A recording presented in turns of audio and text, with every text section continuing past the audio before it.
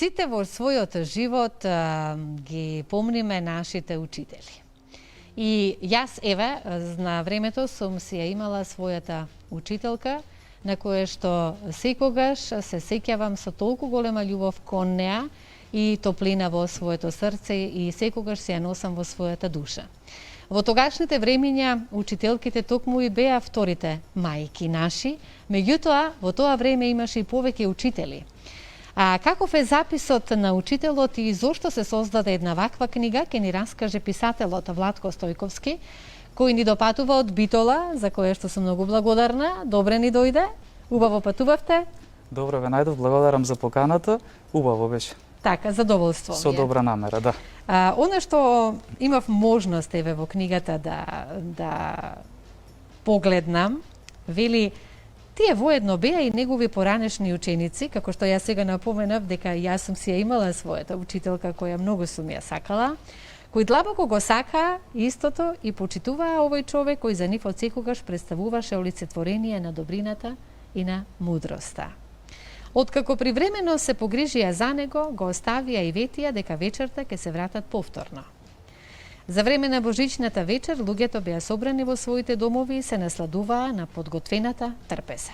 Момчињата, како што ветија, си го посетија својот поранешен учител. Така. Владко, ти си едно младо момче, меѓутоа професор по македонски јазик, исто така и англиски јазик, во Битола, во училиштето. Поточно сум во село Жван. Во така? Да, така едно убаво македонско село кое што се наоѓа во југозападниот дел на Република Македонија. Таму го почнав својот работен век, својата кариера, еве до ден денес сум таму веќе од 2009. Работен век од 22 години, така во училиште? Да, од 2009 година, значи веднаш по дипломирањето успеав да се вработам и еве, до ден денес ја работам оваа професија, се надевам посветено. Македонскиот јазик го сакаше од секогаш или ти ја внесе љубовта учителот, учителката, наставникот? Скоро говоревме со моите ученици токму на оваа тема. Цитирав една мисла која што вели дека никогаш точно не се знае кога почнува влијанието на учителот во животот на децата и каде точно и кога завршува. Така и во мојот случај ми се чини како што вие најавивте на почетокот на најавата, дека токму учителите оставаат одреден печат, така беше и кај мене, да, длабок печат. Говорев токму дека мојата учителка во периодот кога бев основно школец, по македонски јазик посебно, во кога учев во предметна настава, остави навистина длабок впечаток врз мене, токму со тој нејзин пристап, начинот на љубовта кон вас, кон учениците. Токму така, да, љубовта кон учениците, но и начинот на презентирање на материјалот, право говорот, правописот и така натаму. Тоа се моменти кои што веројатно ќе остават еден печат во даден период од животот и можеби ќе ви го трасираат патот како понатаму. Она што сакам исто така да го напоменам, навистина е многу важно и од наставникот дали ученикот ќе го засака предметот.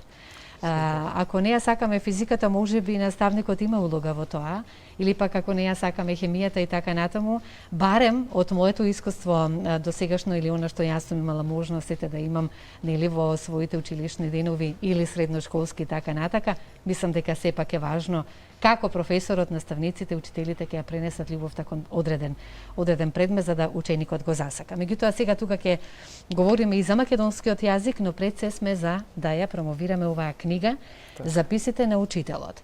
Од каде произлезе ваквата желба и идеја за едно вакво дело од ваша страна? Мислам дека и нема професор по македонски јазик кој што не го интересира пишувањето и читањето на книги. Инспирацијата можем да најдам во повеќе работи. Првично сето тоа почна некаде со мојата работа напоредно. Како работев и како предавав во наставата, сега баш говоревте колку е значено учителот да го долови материјалот со цел предметот да биде поинтересен за децата. Материјата сама по себе е мртва, значи ако не и дадете живот, таа нема да биде привлечна за децата и во тој случај се зависи од вас како професори, значи кои што имате улогата да ги водите децата во тој процес.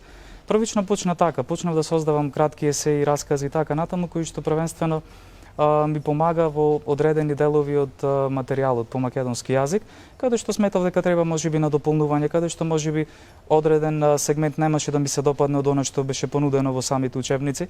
Секогаш говорам дека можеби љубовта кон мајчиниот јазик можеме да изградиме единствено ако пред учениците презентираме добар материјал. Затоа што ние имаме што да презентираме како народ, имаме традиција, имаме култура, имаме писменост, Од тука почнала таа писменост и се расширила и кај останатите народи. И првично почна сето тоа така, иако да речем во голема мера пишувањето се поврзува и со она емоционална страна на животот, со таа емоционална компонента. Кај мене лично пишувањето некогаш е начин да ја канализирам, можеби одредена да канализирам одредена енергија која што била присутна кај мене. Во случајот оваа книга настана во еден навистина тежок период во мојот живот. Тоа беше периодот кога го загубив мојот татко.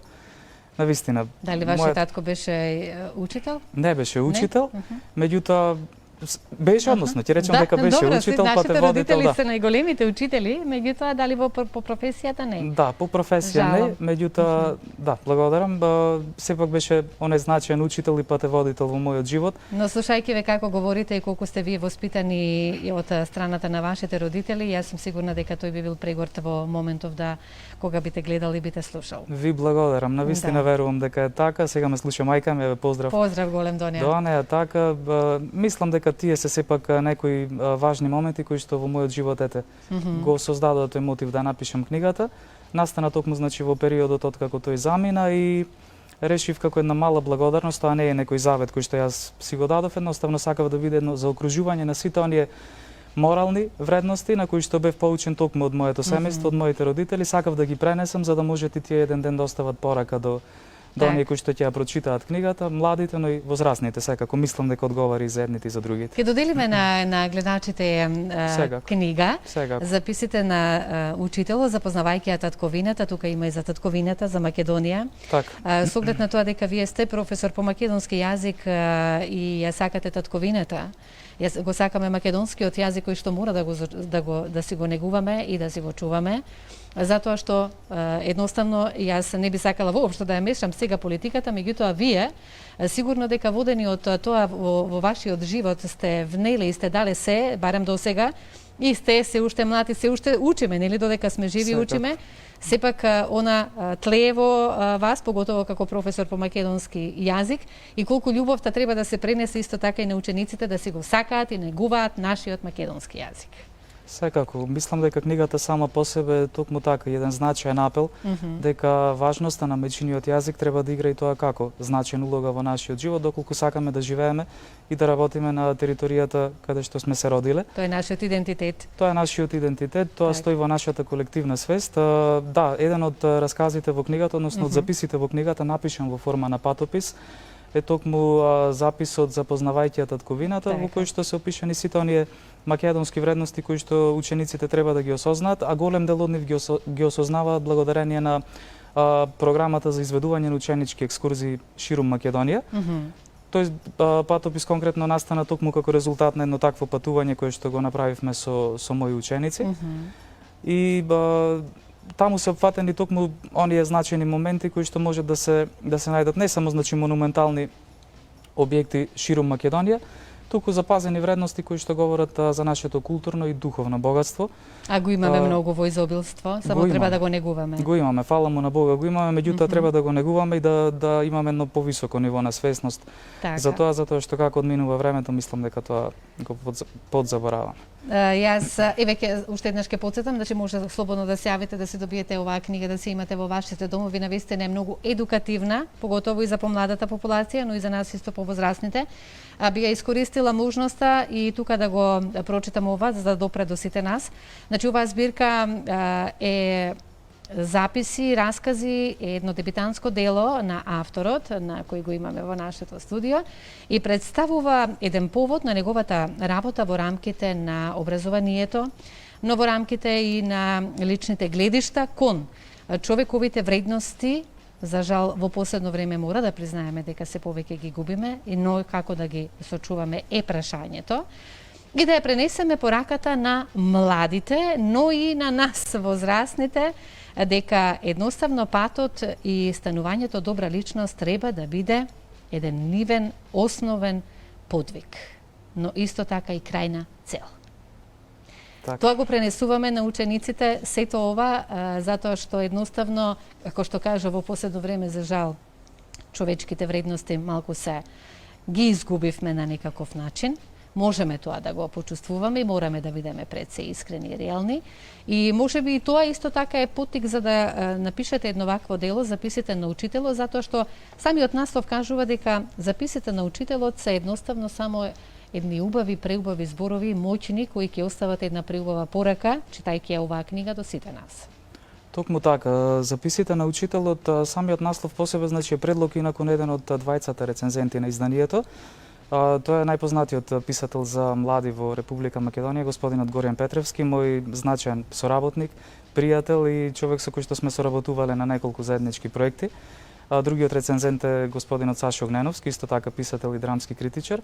Токму тие записи мислам дека во голема мера ги собираат сите оние значајни вредности на кои што ете јас сум се воспитувал во едно друго, различно време. Се забележува, верувај, колку си воспитано момче. Па се надевам, тоа се трудам да го пренесам, да. Да, се забележува, имаме гледач значајно на телефонската линија за кој што е заинтересиран за книгата. Да, можеме да вклучиме слободно режија, да отвориме телефон. Записите на учителот, да, имаме. Добро утро. Добро утро, моја лепотице. Ајде уште еднаш добро утро. Ја сакате книгата во домот? Да си ја имате? Сега ја читам своја, а кога ќе прочитам своја, ќе наставам таја. Ете така. Поздрав до гостинот.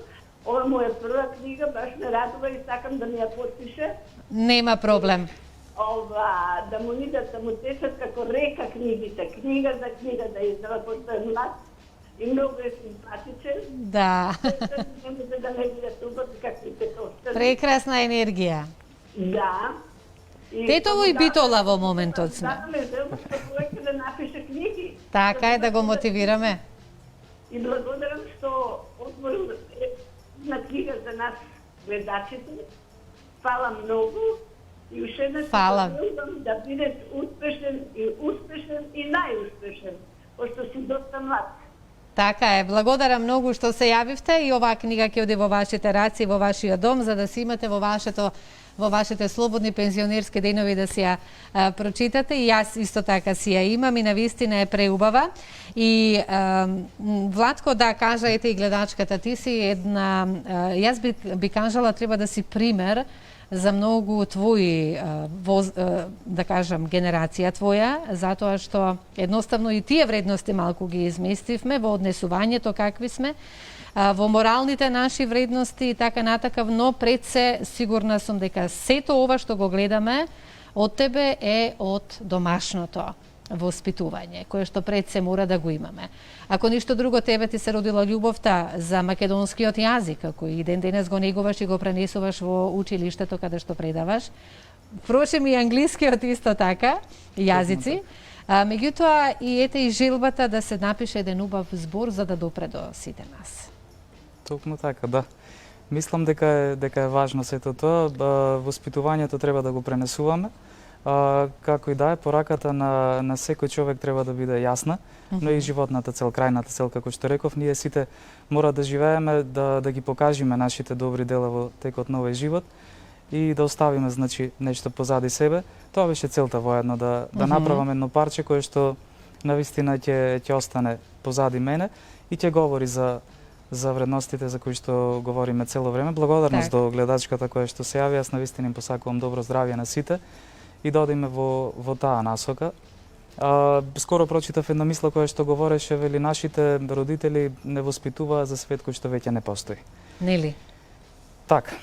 Барем во она време во кое што ние сме, еве и јас сум исто така живеела и била воспитувана, едноставно како да си во некој друг свет и не знаеш во дадени моменти како да реагираш. Сето ова време кое што го живееме, самото, значи, носи една друга енергија, не дека секоја битка си нема своја, односно секоја генерација си нема своја битка, тоа е така, не смееме да ги потценуваме и генерациите кои што растат во денешното време.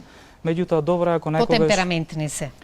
Точно, токму така. Баш и во книгата се спомнува и за влијанието на современиот виртуелен свет кој што го живееме, колку е тој различен од реалниот свет на кој што навистина припаѓаме и колку тоа може некогаш да ни донесе погрешна слика за нештата доколку не сме внимателни. Колку е важно да читаме во животот? Важно е да читаме.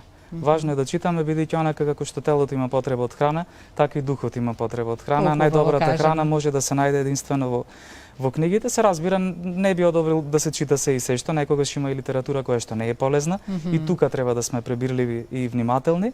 Да не ја замараме нашата психа со непотребни работи. Апсолутно. Да. Охридскиот светилник го споменуваме, Климент Охридски, четиво имаме Так. тука и за Свети Климент Охридски, основоположниците на нашиот убав македонски јазик и така натака. Значи, во оваа книга навистина можеме да допреме до она што е многу значајно, што се однесува и за нашата Македонија и за нашиот македонски јазик. Секако, да. Тука некаде сме пред самиот крај. Владко, јас со оглед на тоа дека патуваше од Битола, па сакам повеќе простор да ти дадам, доколку сакаш уште нешто слободно. Еве, јас би те прашала во моментот, знаеме дека живееме во пандемија, а како функционирате во училиштето во кое што предаваш македонски јазик? Така, училиштето се вика инаку Браќа Миладиновци, поздрав и до колегите. Како функционираме, одиме со настава со физичко присуство на учениците. Се внимава на протоколите кои што се предложени од страна на надлежните институции, предизвике секојдневно да се биде таму, со оглед на тоа дека голем дел од нас патуваат за да стигнат до работното место најмалку по 50 на километри во еден правец. Меѓутоа, за среќа имаме деца кои што навистина се на ниво на задачата, ми се чини, пред се добри, кротки деца. И тоа е многу важно. Заеднички продолжуваме да се бориме и да изнаоѓаме начини да се едуцираме во ова невреме, ќе кажам. Меѓутоа, мислам дека со заеднички сили ќе го совладаме. И ова поминавме многу нешта, не само како народ. Меѓутоа, мислам дека ќе го поминеме и ова, само треба да имаме добра волја, малку повеќе верба. Дали нашите идни генерации го сакаат и ќе го негуваат македонскиот јазик? Тоа ќе зависи од нас повозрастните. Ќе речам така, затоа што навистина сум на терен, ги гледам работите, ако не бидете блиску до децата и ако не најдете начини како да го приближите предметот и значењето на нивниот мајчин јазик, тогаш веројатно одговорноста ќе биде единствено наша и само наша. Она што би сакала да ве прашам, не можам да не прашам, дали вие се согласувате со сето она што во македонските, да кажем, учебници го имаме од прво до 9 одделение? Не се согласувам. Ќе бидам многу искрен и реален дека не се согласувам. Во што најмногу? Во што најмногу? Околу многу работи, значи пред се во поглед на структурата на тоа како се концепирани. Дали на тој начин можеме да го изгубиме она што е наше како македонски јазик или пак да заминеме некаде на некоја друга страна каде што треба да се осврнеме само на некои нешта за кои што се многу важни. Така, работите веќе заминуваат на некоја друга страна, такво време живееме, да, очигледно дозволуваме и самите да се случува така како што се случува.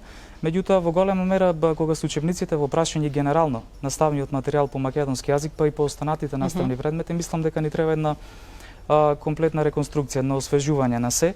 И многу важно, според мене, кога се изработуваат овие наставни помагала, според мене мора да бидат вклучени тука и наставниците, луѓето кои што се соочуваат со ситуацијата секојдневно очи во очи, да дадат и тие нивни предлози и така натаму. Не смеете да дозволите да имате учебници во кои што има печатни, граматички грешки, семантички грешки и така натаму. Ако вие како професор со толку голема едукација и познавање на македонскиот јазик, верувам дека нервозата е малку на повисоко ниво. Тоа всушност или гневот, да кажам, или едноставно она што знаете дека не треба да е така, тогаш навистина влева некоја, да кажемете, недоверба во системот што се однесува за печатење на учебник на македонски јазик и кој изработува. Ова е земја... Да се обрне внимание поголемо. Секако, ова е земја на интелектуалци. Мислам дека доколку се контактираат правите луѓе, секогаш и секој ќе може да даде свој придонес, тоа е многу значено, во спротивно мислам дека резултатите ќе не бидат лоши. Мораме да обрнеме повеќе внимание. Ние сме потомци на Блаже Конески, на Мисирков, на Миладиновци, на Прличев и така натаму, значи на Свети Климент Охридски, луѓе кои што оставија зад себе многу, им го должиме тоа, не само ним, туку и на генерациите кои што се и кои што доаѓаат после нас. Ви посакувам многу успех во вашата работа. Ви посакувам, како што каже гледачката, уште многу книги, затоа што јас мислам дека вие, од она што јас имав можност да ве запознам, треба да пишувате и треба да се го негуваме нашиот убав македонски јазик. Како професор по македонски јазик, од оценката од 1 до 5, мене која оценка би ми ја дале? 5, безусловно. Ви Благодарам. благодарам и вам многу за одвоеното време, за можноста да ја представам својата книга на вашата телевизија Драго и ми во беше, вашата верувајте. емисија. Дај Боже да имате многу емисии, ведри и убави пред се, Така. какви што се ни недостига тоа и на медиумскиот простор. Ми се чини доста ни од. Дај Боже да мрачни имаме работи. и вакви гости како тебе почесто. Благодарам. Ќе се видиме и во следна прилика. Многу ми е драго што сепак одвоивте време и ја испочитувавте нашата утринска емисија допатувајќи од Битола.